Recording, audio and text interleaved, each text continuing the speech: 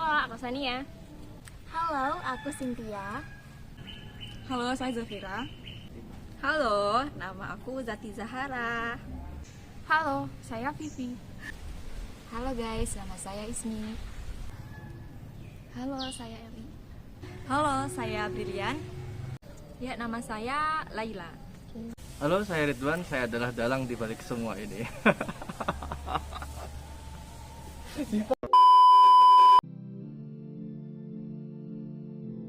Tahu? Belum pernah, baru dengar ini. Pernah? Saya tidak tahu apa itu seksisme. Belum pernah. Pernah? Seksisme itu penilaian seseorang kepada suatu gender tertentu. Ya, kalau di sini misalnya tuh orang itu nilai kalau laki-laki itu harus begini, kalau perempuan itu harus begini. Nah, itu yang aku rasa. Jadi seksisme itu suatu paham atau prasangka orang yang mendiskriminasi berdasarkan gendernya, berdasarkan jenis kelamin dari orang tersebut terhadap kualitas seseorang. Jadi mengkotak-kotakan antara cewek begini, cowok begini. Seksisme menurut saya itu diskriminasi secara umum sering terjadi secara verbal ya. Itu diskriminasi menyangkut tentang gender antara laki-laki harus seperti ini, baik itu perempuan harus seperti ini, seperti itu. Seksisme merupakan suatu pandangan negatif terhadap seseorang karena seseorang itu adalah perempuan atau bisa kata lain merupakan bias gender. Seksisme sejauh ini yang saya tahu adalah sebuah diskriminasi yang diperlakukan ke seseorang yang didasarkan atas dasar perbedaan gender, yaitu antara laki-laki dan perempuan, mereka itu dibedakan seperti itu. Pandangan aku mengenai seksisme itu orang yang mendiskriminasi antara laki-laki dan perempuan. Jadi seksisme itu suatu bentuk diskriminasi kepada orang lain hanya karena memandang gender. Contoh seksisme yang pernah aku alami, misalnya nih, aku orangnya tuh ambis kalau cari pengalaman. Nah, aku tuh punya plan. Aku tuh punya plan kalau misalnya selesai kuliah pengen cari pengalaman kerja. Nah, itu di mata orang tua aku kayak begini. Kok gitu sih? Perempuan tuh nggak harus kayak gitu loh. Nah, itu yang merasa ya sebenarnya itu adalah salah satu seksisme nggak sih?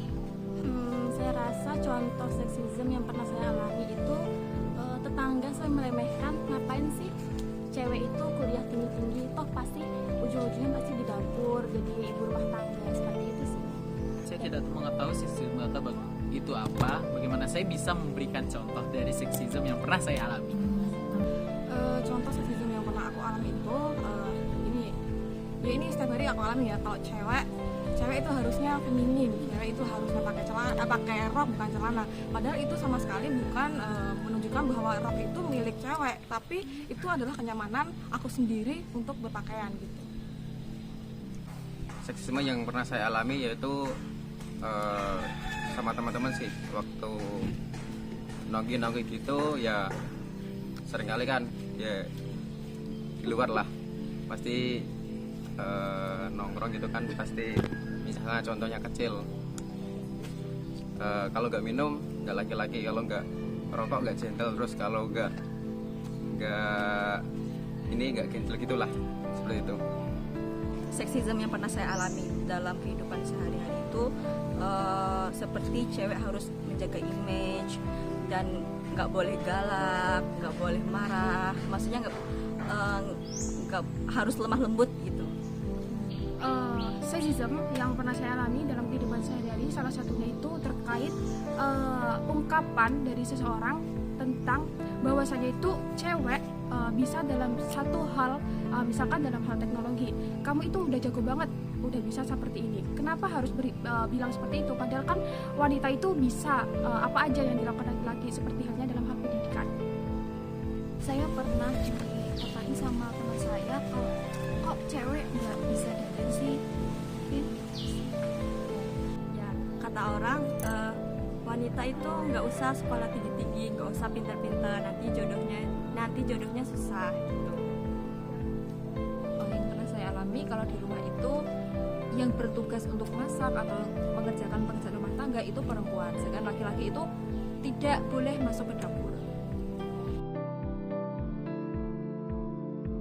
Menurut saya wanita berkarir itu harus, karena wanita itu tidak harus atau jangan mengandalkan cowok saja, karena cewek itu dituntut untuk mandiri, dan wanita itu harus bisa membagi waktunya dan juga bertanggung jawab apa yang telah dia lakukan. Saya tidak memiliki pilihan dari dua tersebut, karena bagi Islam yang menafkahi adalah seorang pria dan wanita itu adalah ibu rumah tangga sebagai ranah pendidikan bagi keluarganya. Bapak rumah tangga itu tergantung definisi dulu ya. Kalau bapak rumah tangga berdasarkan definisi itu mengurus anak. Kalau mengurus anak tentunya nggak bisa dong bapak rumah tangga, karena dia nggak bisa menyusui, dia nggak bisa hamil. Jadi tidak mungkin ada namanya bapak rumah tangga gitu. Bapak rumah tangga, menurut saya tidak setuju, karena kodratnya laki-laki itu untuk menafkahi keluarganya. Meskipun pendapat dari istri itu lebih besar daripada seorang suami, tapi kewajiban suami itu untuk menafkahi keluarganya. Kalau pendapatku tentang wanita karir itu, berarti kan wanita itu sudah memiliki pekerjaan sendiri, kemudian sudah mampu secara finansial. Menurut saya bagus wanita karir. Usia wanita menikah tidak ada patokan untuk wanita itu untuk menikah, karena kembali lagi ke dirinya sendiri. Menikah itu untuk apa sih tujuannya, untuk apa? Dia harus selesai dulu dengan dirinya dulu, baru siap untuk menikah. Untuk apa menikah kalau sebenarnya dia tuh nggak tahu mau ngapain atau cuma ikut pendapat orang aja gitu.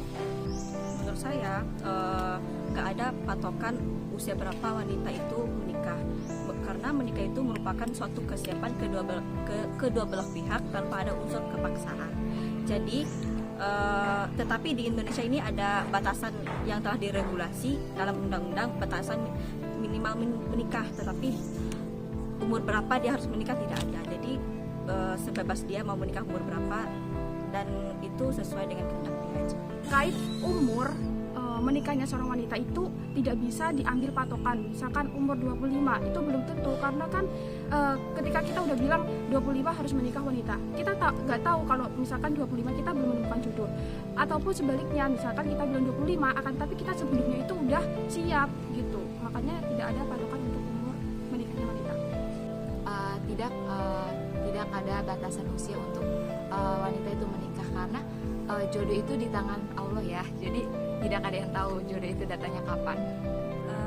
Tidak harus ada di usia berapa wanita harus menikah. Jadi sebenarnya itu menurut saya menikah itu kesiapan mental seseorang. Jadi tidak harus di usia berapa seorang itu harus menikah.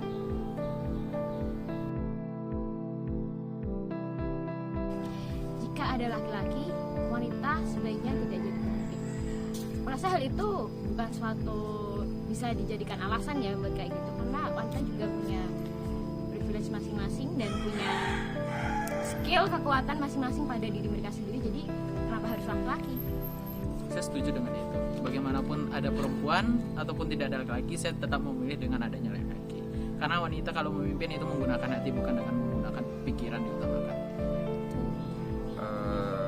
Kalau menurut saya, untuk posisi menjadi pemimpin, kalau ada laki-laki yang bisa ada di posisi pemimpin, itu lebih baik seorang laki-laki, karena dalam memutuskan sesuatu yang penting itu perempuan banyak terlalu berpikir panjang gitu, sedangkan laki-laki itu pemikirannya les jadi langsung to the point dan matang. Sebenarnya untuk jadi pemimpin itu tidak pandang bulu ya antara laki-laki atau perempuan, asalkan dia memiliki kapasitas yang mumpuni. Selama dia bisa, maka perempuan juga berkesempatan untuk jadi pemimpin.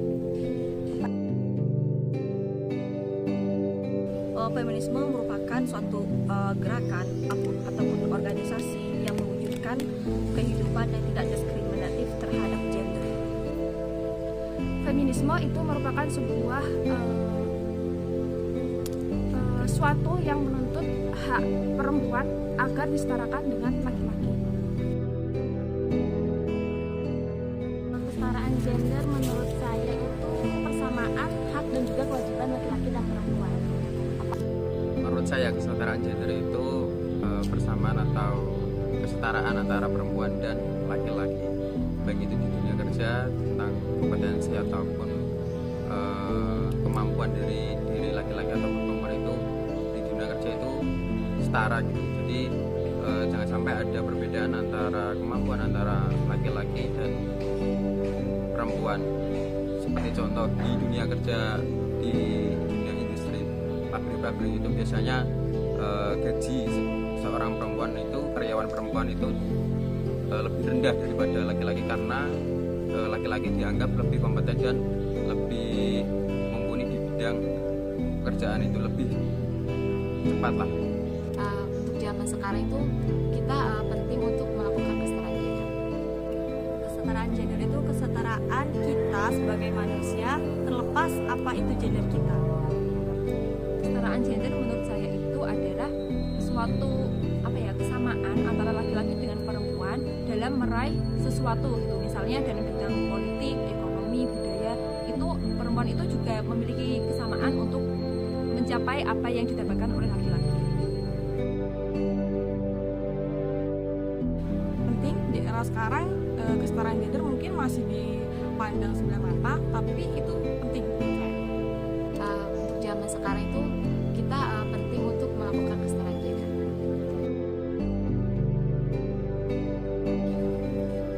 Kesetaraan gender dalam Islam, yaitu Allah Subhanahu wa taala berfirman dalam Quran surah An-Nahl ayat 97 yang artinya, barang siapa yang melakukan amal soleh, baik itu laki-laki ataupun perempuan, dalam keadaan beriman, maka sesungguhnya kami akan memberikan kepadanya balasan atas yang telah mereka kerjakan dengan pahala yang lebih baik. Dari ayat ini Allah Subhanahu wa taala berfirman, dan kita dapat menangkap bahwasanya Allah tidak membedakan antara perempuan dan laki-laki, hanya Allah membedakan dari tingkat ketakwaan si wanita dan si laki-laki tersebut. Fakta sejarah juga membuktikan bahwasanya wanita di dalam Islam memiliki kedudukan yang terhormat, bukan sebagai tempat intimidasi bagi seorang pria, di mana contohnya wanita tersebut dimuliakan, baik dalam sholat. Wanita itu memiliki libur dalam kegiatan sholat, puasa dan lain sebagainya, sedangkan laki-laki tidak memiliki lembur ataupun libur dari hal tersebut. Laki-laki tetap melaksanakan 5 waktu. Itu satu contoh bahwasanya wanita tersebut dimuliakan. Dan feminisme atau kesetaraan gender ini merupakan adalah suatu gerakan dari Barat yang membuat pola pikir umat Islam atau khususnya wanita tersebut menjadi berubah. Sedangkan di Islam telah mengatakan bahwasanya wanita tersebut telah dikudratkan dengan fitrahnya, laki-laki itu telah dikudratkan dengan fitrahnya tersebut. Maka dari itu bersyukurlah dengan kudrat yang telah diberikan oleh Allah. Perbedaan peran bukanlah suatu penistaan terhadap para perempuan, karena di dalam Islam setiap peran akan dipertanggungjawabkan nanti di hari kiamat tersebut. Wanita dan laki-laki memiliki kekurangan dan kelebihan yang satu sama lain saling melengkapi. Sekian, terima kasih.